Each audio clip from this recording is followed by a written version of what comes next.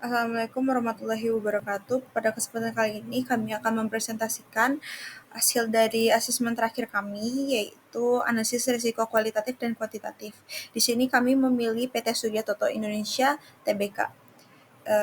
Kami beranggotakan Nazwa Repalina, lalu saya sendiri Sofi Komala Sangir.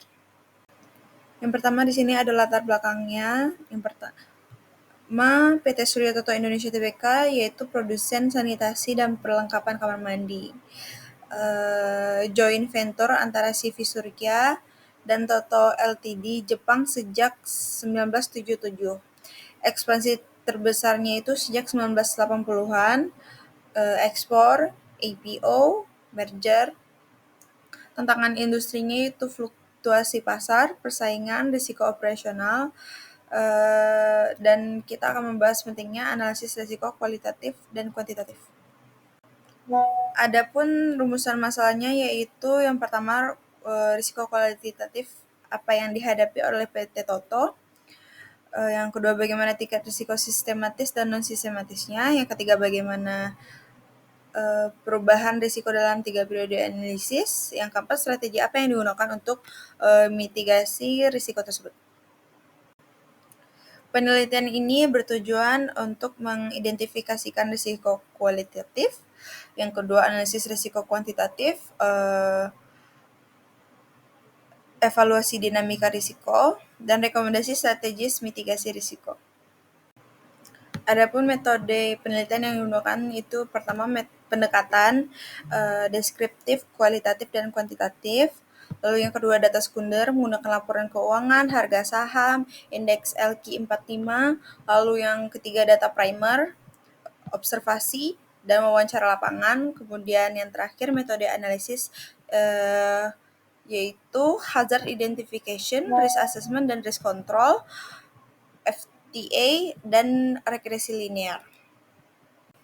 Jenis risiko yang dihadapi di sini yang pertama risiko kredit dan likuiditas, yang kedua risiko pasar valuta asing, yang ketiga risiko non sistematis, yang keempat risiko operasional dan ketiga, yang terakhir risiko regulasi dan kepatuhan. Selanjutnya, resiko K3 kualitatif. Di sini ada tabel resiko K3-nya. Selanjutnya, analisis resiko kuantitatif 1. Yang pertama, eta saham resiko sistematis. Yang kedua, 2019 sampai 2021, beta resiko pasar tinggi. Yang ketiga, 2021 sampai 2022, beta kurang dari 1, resiko menurun. Yang keempat, 2022 sampai 2024, beta resikonya naik kembali. Yang kelima, interpretasi harga saham Toto cenderung mengikuti fluktuasi pasar. Selanjutnya, analisis resiko kuantitatif 2. Yang pertama, variasi residual yang merupakan non-sistematis. Yang kedua, cukup tinggi resiko perusahaan spesifik besar. Yang ketiga, butuh diversifikasi manajemen internal. Yang keempat, resiko ini tidak bisa dieliminasi oleh pasar.